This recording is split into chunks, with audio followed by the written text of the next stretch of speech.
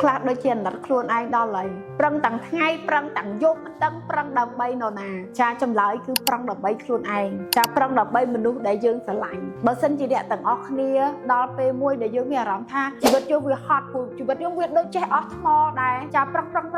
ដល់ពេលមួយហត់យើងបកត្រឡប់មកហត់ជាពិសេសពេលដែលយើងខំប្រឹងហើយអត់សល់អីអត់សល់អ្វីដូចដែលយើងបងប្រាថ្នាមិនសល់លុយមិនសល់កាក់មិនសល់ទ្រព្យមិនសល់អីផ្សេងចឹងណាចឹងខ្ញុំបងប្អូនខ្លះគាត់ថាអ្នកគ្រូខ្ញុំហត់នឹងជីវិត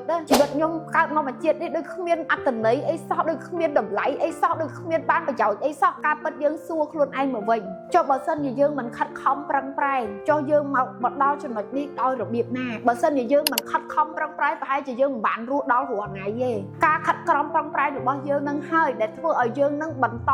ដំណើរឲ្យមានដង្ហើមដករៀងរាល់ថ្ងៃឲ្យយើងនឹងចេះតែកើនវ័យពីមួយឆ្នាំទៅមួយឆ្នាំអញ្ចឹងពីមួយឆ្នាំទៅមួយឆ្នាំយើងប្រឹងប្រែងរកស៊ីយើងប្រឹងប្រែងធ្វើការកដើម្បីកត្តាជីវភាពឲ្យយើងបានញ៉ាំឲ្យយើងបានហូបឲ្យយើងបានគេងរហូតដល់យើងឆ្លងផុតពីមួយឆ្នាំទៅមួយឆ្នាំលទ្ធផលបែបណាវាមានតែយើងទេដែលដឹងច្បាស់ខ្លួនយើងអញ្ចឹងមិនបាច់វាស់វែងមួយអ្នកណាទេវាស់វែងតែជាមួយខ្លួនឯងតែបើសិនជាយើងធ្វើមិនទាន់បានក៏វាមិនមែនជាបរាជ័យហើយអ្វីដែលធ្វើឲ្យយើងមានកម្លាំងបំផុតគឺការអភិវឌ្ឍខ្លួនឯងពីមួយជំហានទៅមួយជំហានយើងអត់សល់អីប៉ុន្តែយើងមើលឃើញយើងថាយើងប្រសើរជាងកាលពីឆ្នាំមុនហ្នឹងបានប៉ុណ្ណាហើយមួយទៀតមនុស្សដែលយើងស្រឡាញ់យើងប្រឹងរាល់ថ្ងៃក៏ដើម្បីកូនយើងដើម្បីគ្រួសារយើងដើម្បីឪពុកម្ដាយយើងបើសិនជាអត់មានការខិតខំប្រឹងប្រែងរបស់យើងតើពួកគាត់មកដល់ថ្ងៃនេះមិនបានតើទៅមុខទៀតគាត់នឹងទៅជាយ៉ាងណាអញ្ចឹងសូមឲ្យយើងមានមោទនភាពជាមួយខ្លួនឯងពេញចិត្តនឹងការខិតខំប្រឹងប្រែងមួយនេះកាន់តែខំ